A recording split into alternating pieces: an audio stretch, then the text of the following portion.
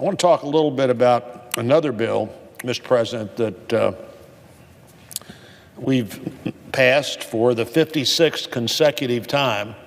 A lot of things that Congress doesn't manage to get to every year, but the number one priority of the federal government is to defend the country. And we show that in how we prioritize that authorization bill that gives those who serve in uniform the very best possible opportunity to serve us and serve us safely. Senator McCain would be the first to say that we've fallen behind in the last 8 years in what we need to be doing to maintain the advantage that we always want our troops to have. And of course, he's right. And he and Senator Reid have brought a bill to the floor, and that bill has passed into law that will make a big difference in our obligation to provide for the common defense. When we send men and women in uniform into harm's way, we never want that to be a fair fight. We want to give every possible advantage, a training advantage, an equipment advantage, an intelligence advantage to the people we've asked to defend us. And in the next few weeks, as we appropriate the money to do what the authorization bill calls for, we're going to see us step up in a way that has not happened in 8 years now and will happen, I'm convinced, this year. This bill meets that responsibility. I want to talk about a provision in that bill that I think particularly is reflective of the families that serve. You know, the strength of our military is in the families of our military. Somebody said to me not too long ago, we generally in the military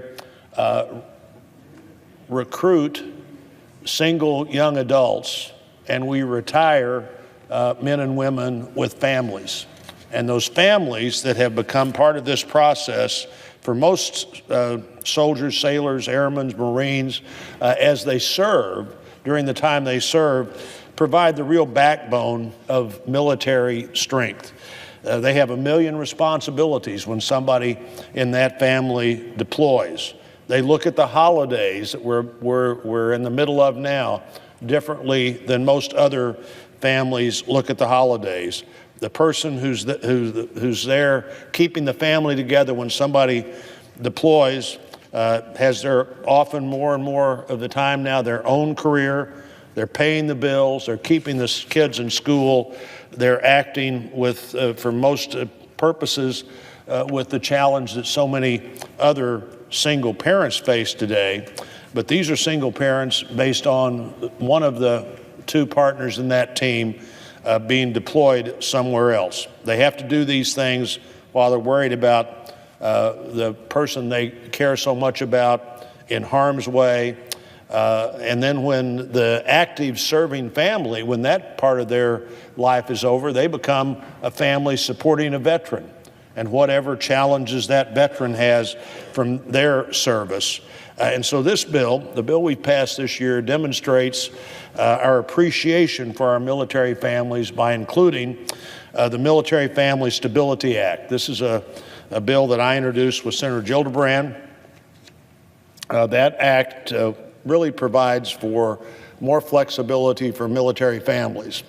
It allows military families for the first time to meet one of the challenges they have when they, every 2 or 3 years, get a new assignment. You know, if you're trying to stay because your spouse needs to finish a job or your kids needs to finish a school year or the opposite, that's really not part of the process anymore, but it can be now. We have a provision in law now that allows families to meet those challenges of a child finishing or starting the school year when your family, their family thinks they should, a spouse who gets to complete a job or start a job based on their schedule rather than the military schedule. This will help people stay in the military. It rewards the support that families give to the military. It allows the family to either move early or to remain at their current duty station for up to 6 months while their spouse begins a new assignment or while their spouse stays a little longer behind to complete that assignment. The spouse has to assume the responsibility for how they take care of themselves in that interim, but the money follows the family. or stays with the family. Right now, we've asked a family that wants to, over and over again, that wants to deal with that timing in a different way. Well, you can move early, but you've got to pay to move early. Or you can stay later, but you've got to pay to stay later.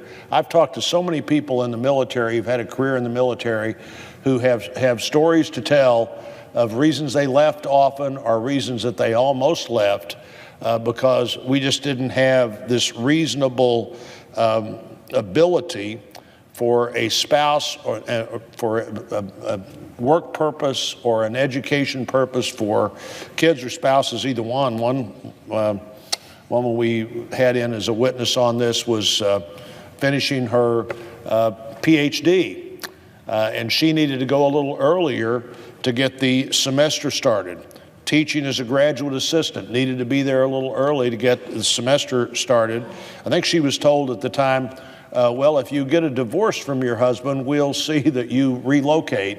But as long as you're married, you're going to have to go when he goes. And he didn't go at the time they were told he was going to go. All those things can be much easier dealt with now. And fortunately, that's now part of our law. I want to once again thank Chairman McCain particularly and Samantha Clark on his staff who worked so hard to finalize this provision.